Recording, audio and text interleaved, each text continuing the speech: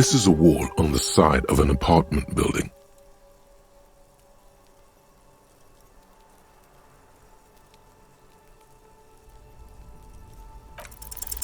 You have no clue. It's just a wall. So many walls all over Martinaise, weather-worn, cracked, their paint peeling.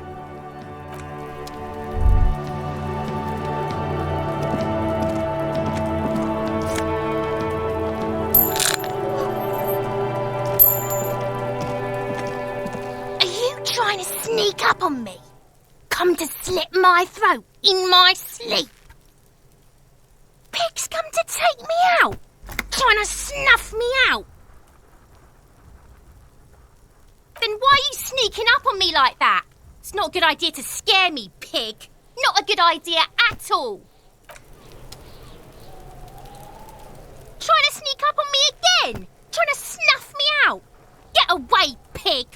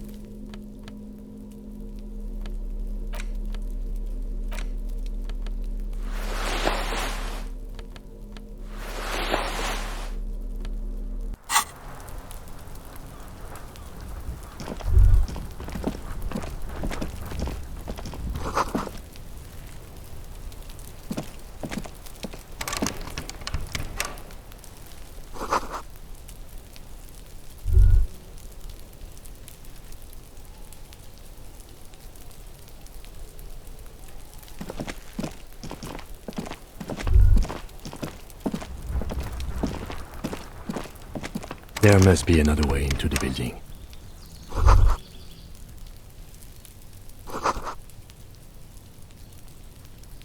It's been a week and now they show up? You see a young man on a balcony nursing a cigarette. His eyes have been following you for a while. Not looking for any trouble, officer. There's no trouble. I'm just speaking in a lowered voice. I don't want to be seen talking to the gendarmerie if that's okay. I just want to finish my cigarette. Don't let him go. This could be your witness. The balcony has a great view of the whole thing. Is it really that important? Like a nervous cat, he keeps stealing looks at the neighboring windows. All right, but make it quick. Once I finish this cigarette, I have to run. My name? My name is Martin Martinaise. Martin Martinaise? Good local name. Let's go with that. I'd even go so far as to say that the view is a little too good, my dear gendarme. Do you have an estimate of when the body will be taken away? We will remove the body as soon as possible. Now tell us, where were you last Sunday? Oh. You already asked me that, didn't you? No, not you two. Some more muscular type. And when did you speak to this more muscular gentleman? Last week? I don't know. Look. You didn't answer the question. What were you doing last Sunday? I had a friend over. It was my Sunday friend. Makes sense. Friends are nice on Sunday. You don't have to work. You can just spend time with pals, watching rugby and drinking beer. He doesn't reply, gesturing no with his cigarette. Under the dull and darkening sky, the neighboring windows stand silent. No. We won't. Now, if you'll excuse me, I really need to get going. This isn't the place or time for questions. Who knows who might be watching from the distance, hidden behind the curtains? For a moment, the man on the balcony seems almost vulnerable. Something moves in the depths of his feline eyes, compassion, and a hint of understanding. I am sorry, but I really don't have the information you're looking for. But, hold on, what's that? For a split second, his hand lingers, as though gesturing towards a stone placed right next to the front door. It's a sign. Good luck with the investigation.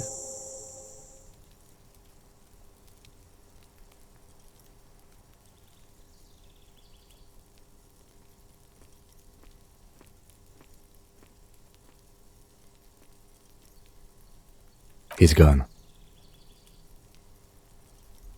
No point in running. Tenements like these often have multiple exits. If he doesn't want to talk to us, then he'll know how to hide himself. He could be a witness. Him or his Sunday friend. Either way, we need to look into that muscular type who's asking about our case. He did leave us a sign. Did you see that? He wanted to draw our attention to that stone right over there. If we find a way inside the building, we can ask around for his apartment. A stone, like any other, lying in a whirl of sleet and mud. Maybe there's something under it. There's a key beneath it, rusty from the dirt. This must be for the front door. Pity doesn't have the apartment number on it. This building has many apartments and the man can be in any of them. We'll just have to go in and see.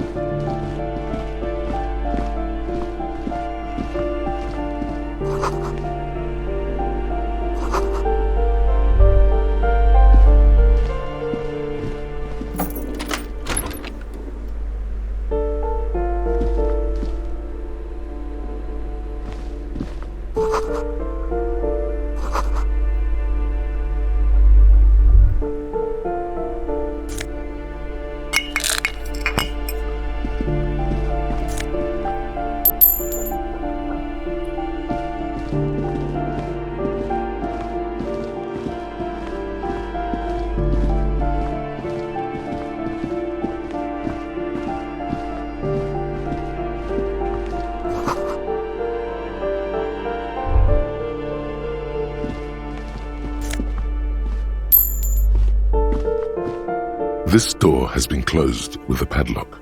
A chalk-drawn number on the board says, number 11. No reply. It's a solid lump of metal, but the shackle is deeply corroded. A solid pair of chain cutters would make short work of it. Better whip out those cutters. You won't get very far otherwise.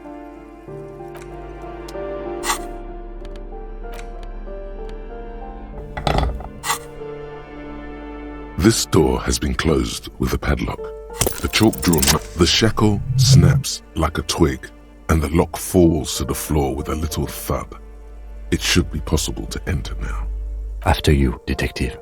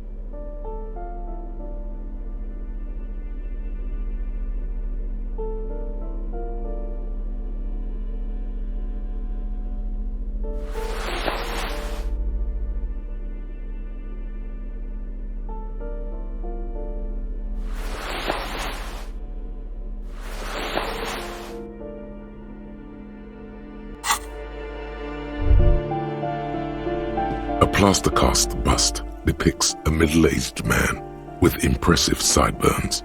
The name on the plinth reads Kraz Mazov. Kraz Mazov, nom de guerre, was an economist and a theoretical historian. He was a leading figure in the Grad side of the turn-of-the-century revolution, where he headed the 9-day government.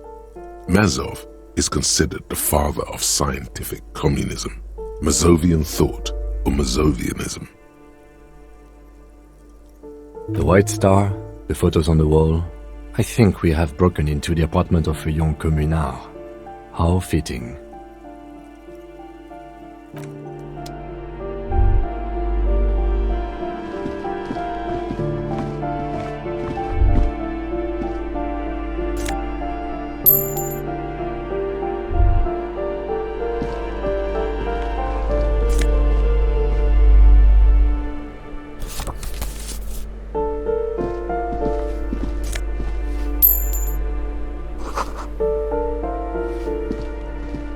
You hear someone walking around inside, rearranging the furniture.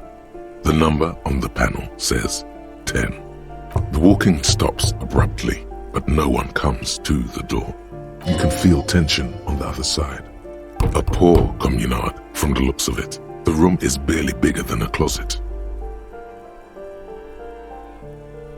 Do I have to open the door?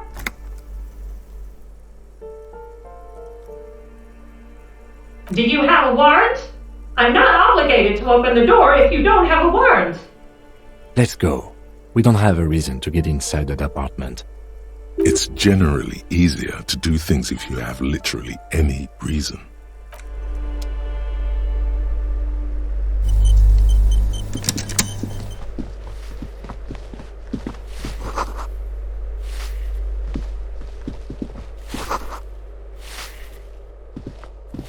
Give me a moment.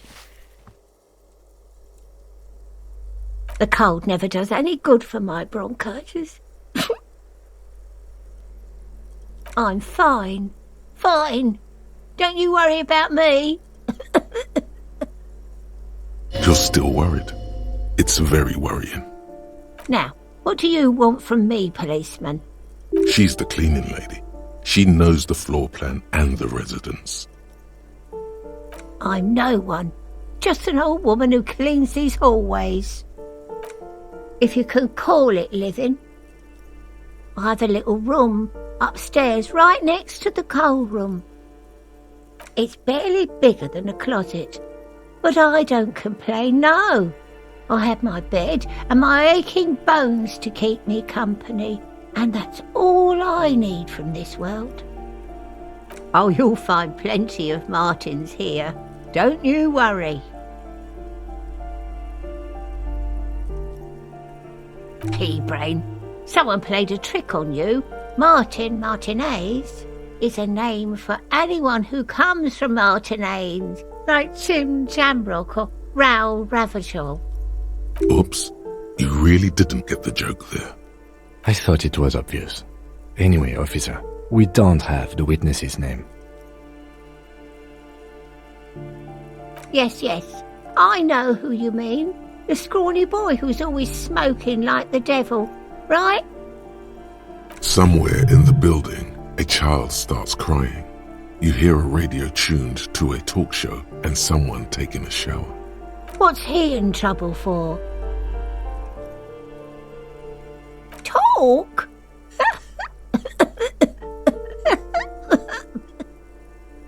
He lives upstairs in room 28. Go to the balcony. It's one of those doors there. He's usually home in the evening. Thank you. We should go check out his apartment on the balcony. See if he's home. Ask away, policeman. People come and go. I don't keep an eye on everyone.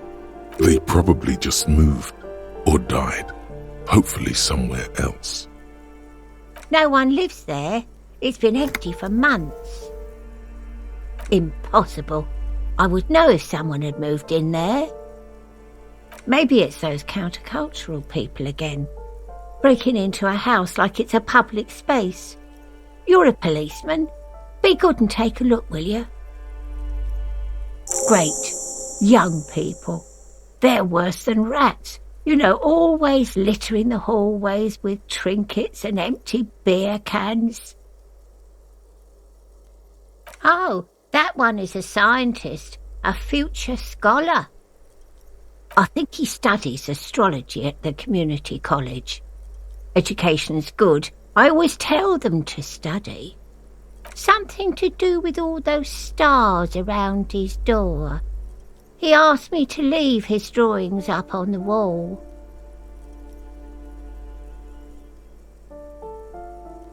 The symbol of what now?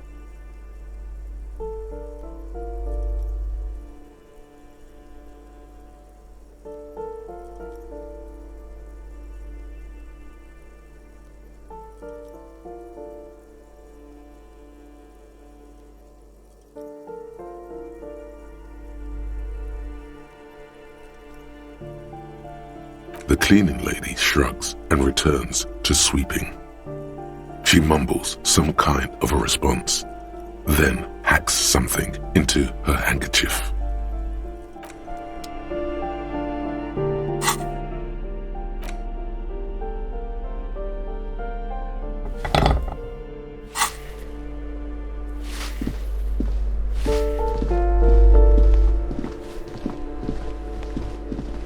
You hear someone walking around inside, rearranging the furniture.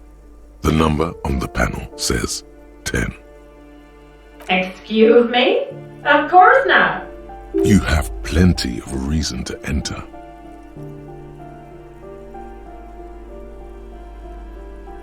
Oh, come on. That was smart.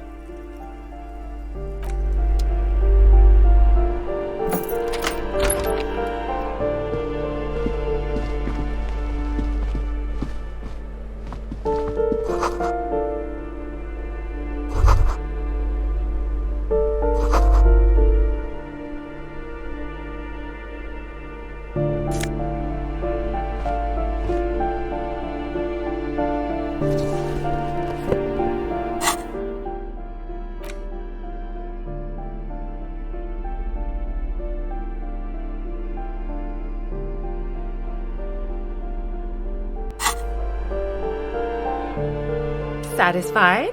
My name is Marielle Charpentier, and I'm an agent with Martinez Realty Associates. I am not breaking in, as I have every right to be here.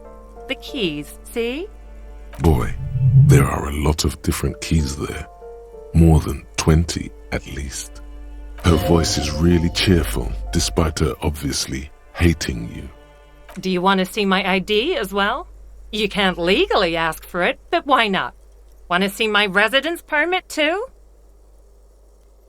It feels flimsy in hand, with the words Revachol Zone of Control written under a nondescript municipal logo. There's a picture of her with shorter hair inside, along with all her personal details. Thank you. Do you have any questions? I need to be back in Midtown in an hour. I need to get it ready for the next lease, but as you can see, the previous tenant completely trashed the place. It was some kind of a moribund old man who used to be a business owner. You'd think they'd make rent. A sudden serious look crosses her face. This story didn't have a happy ending. But that was months ago. Anyway, was there anything you wanted, or is that it? I'm in a hurry. Oh, that's another huge mess. The former tenant owes us 3 months of rent. 3. We closed the apartment and planned on auctioning off the valuables, but... And again, I have no idea how stupid mistakes like this can even happen. But Ron, when he came to close the door, didn't close the neighboring door. And there's a hole in the wall. A hole in the wall. Can you believe it? And then the tenant ran off with his stuff. He's gone. The money's gone. Just like that. The sum must have been puny. Oh, it irks her. The incompetence.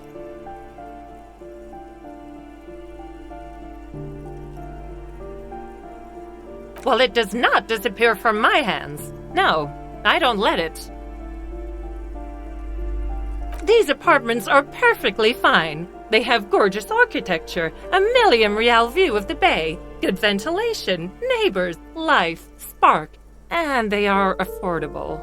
I'll tell you, Martinez has a future.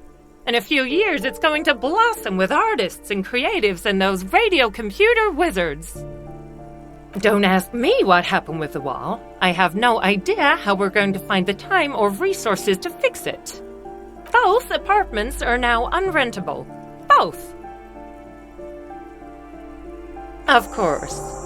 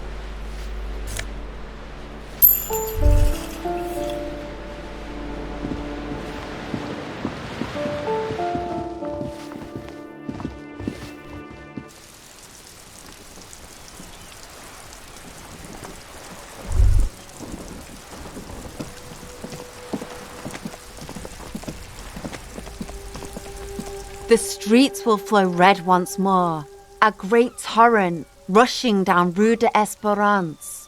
You wait and see. The streets will not flow red with anything. Who are you? I'm Cindy the fucking Skull. What else do you want to know? Date of birth, blood type, the last time I was tested for Hep C.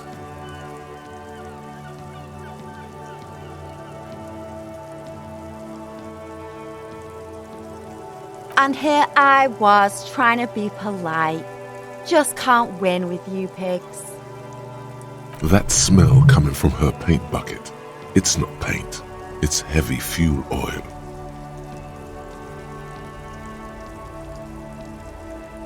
Red-dyed heavy fuel oil, intended for exclusive use in government vehicles, to be precise.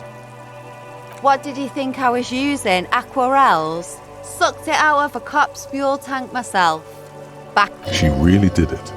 She's proud of it too.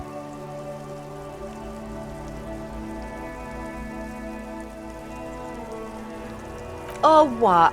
You'll push me off this ledge and pry the bucket from my dead hands? The lieutenant furrows his brow at another one of your eccentricisms.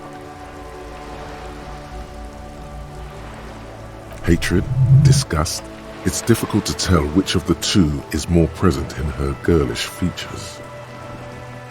The woman on the boat does not notice her staring. That Ozon whore. Someone's got to keep an eye on her. Ozon is an archipelago 2 days' travel away from Rivershaw. Its moneyed residents, used to posh restaurants and upscale boutiques, rarely have reason to visit Martinez. Probably the Wild Pines rep. We should talk to her.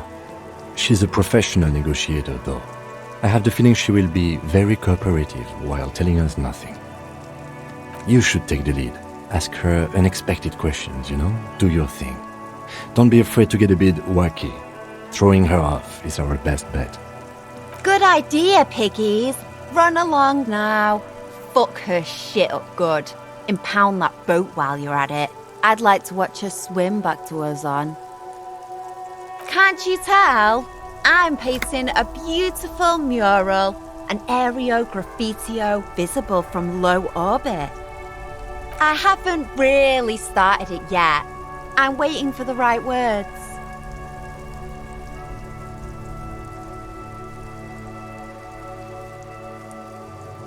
This place is severely lacking in havoc. Not even the occasional trash can fire to break up the tedium. I thought I'd mix it up, summon the forces of crime and social chaos with a wall-sized invitation. Have you ever tried your hand at graffitio? When faced with a blank wall, most people write unimaginative stuff, like pigs go home and Mona was here. We rarely see pigs round here, though. Just union cats. And my name's not Mona, so... She wants it to be something true and total. Yeah? Let's be realistic. What are you going to do? Throw her off the balcony? You heard your partner, Piggy. I'm unstoppable. I ain't no snitch, Pigstein. Go forth and forage in someone else's shit. No shortage of squealers in these parts. Actually, there is a shortage of people who talk to us in a normal, calm, informative manner. We weren't put on this earth to make your life pleasant, fucko. Watch your back, ungulate. You've got eyes on you.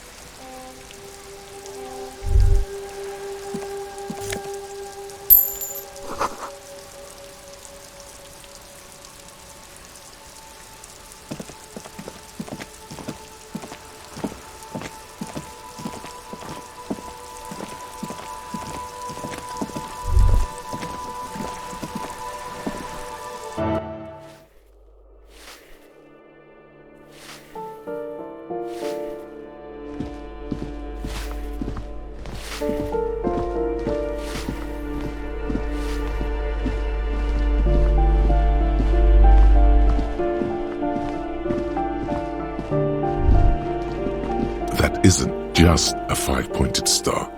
It's an inverted white pentagram cradled in a wreath of antlers, the iconography of communism, in other words.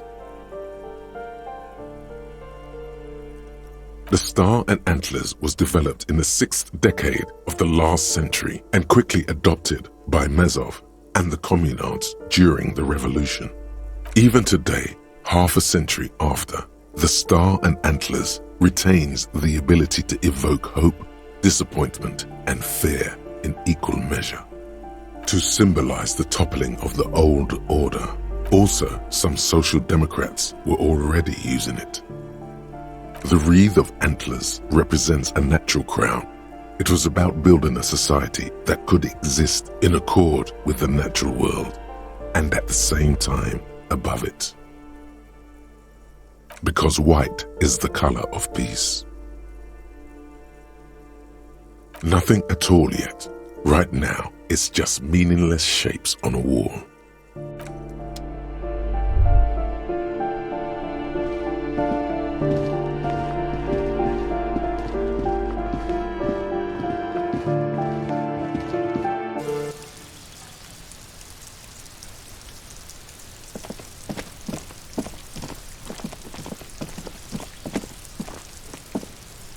This door is made of metal and appears to be reinforced.